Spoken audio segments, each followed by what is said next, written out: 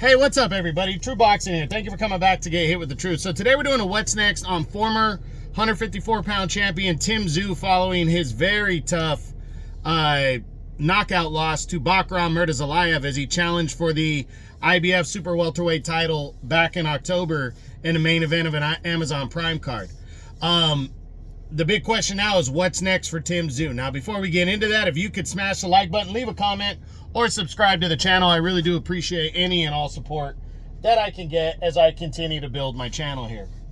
So, Tszyu, this was a heartbreaking defeat for him because that marks 2 in a row. He was bouncing back from that from the tough decision loss that he suffered against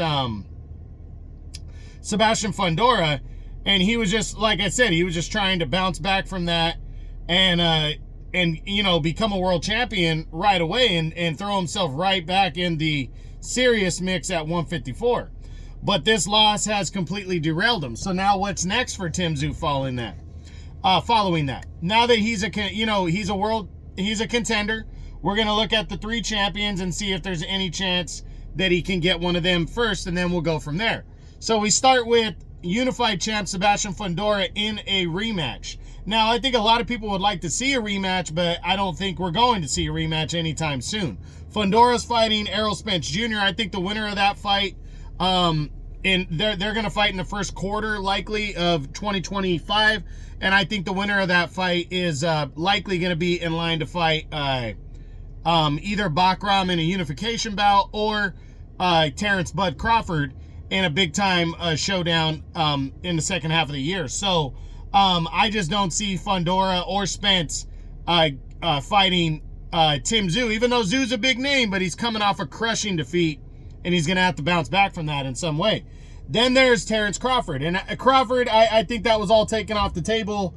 Any kind of inkling that they could fight each other when he got knocked out against Murtazaliev. Crawford wants big fights or he wants world titles.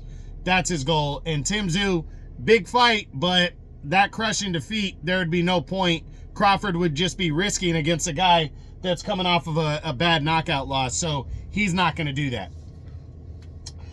So I don't think he has a chance of fighting for a world title. A rematch with Bahkram Murtazaliev, I think, would be a mistake because of the way he got handled. He should build himself back up.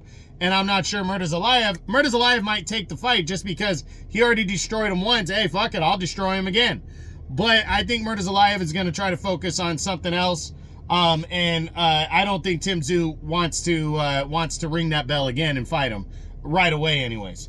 So let's take a look at where he's ranked now, since I don't believe he's going to fight for a world title next. The only governing body that he's ranked number 9 in the IBF right now, and he's number 10 in the WBO. So any kind of fight would be an eliminator to move his way up the rankings. Now let's take a look at some of the opponents that are potentially there. A showdown with Jermell Charlo, I don't think it's going to happen now. At least not now, not next. Charlo still has to make his return to the ring, and he hasn't done that yet. I don't think he's going to do that against a guy like Tszyu. Even though Tszyu seems beatable now, I'm sure Charlo would be confident, but to come back after what would be, maybe by the time he returns, it's going to be like a year and a half. I don't think he's going to want to fight a guy like Tszyu. And does Tszyu want to take on that big name type of opponent next? I don't see it. Israel Madrimov, Sergey Bohachuk, the winner or loser of that fight, I think it would be a mistake for Tszyu in his next fight. Erickson Lubin would be a good one, but I don't think he gets it because Lubin is the highest rated IBF contender now, so he's probably going to try to move in line to fight Murtazaliev next. Jesus Ramos, a PBC guy, would love to see this one. I don't know if Tszyu would want it. After that, I don't really see Virgil Ortiz, him being interested in that one anymore. Not right now. Charles Conwell, I don't see it. It would just really depend on what Tszyu is interested in doing next. But one fight that has been mentioned that I think is very likely is Michael Zarafa, the former middleweight world title contender. Zarafa fought and got dominated against Erislandy Lara earlier this year. That was on the Tszyu undercard against Fundora. Both Australian fighters. I think that's the kind of fight that Tszyu needs to. It would be big in Australia, and it would get him back into the serious mix. Now, could he move to 160? He probably could, but there's not as many big names. I think Tszyu, as long as he can make the weight, he needs to stay right here at 154 and get himself back into the mix. And I think a Michael Zarafa fight makes a ton of sense, and I think it's a good opponent that he'd be favored against to build off of heading forward. So I do like a Michael Zarafa fight. I do want to say that. So that's pretty much it. That's what I got. That's my what's next on Tszyu. I don't think he's going to get a world title shot next. I don't think he's got that opportunity.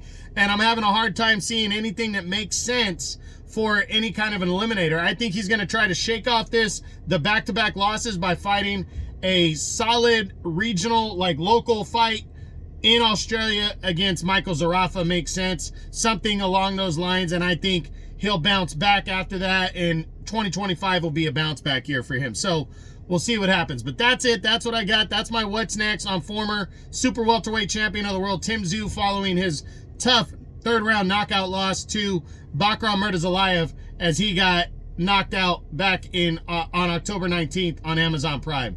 I hope you enjoyed the video. If you did, smash the like button, leave a comment, or subscribe to the channel. I appreciate any and all support. This is True Boxing, and you've been hit with the truth.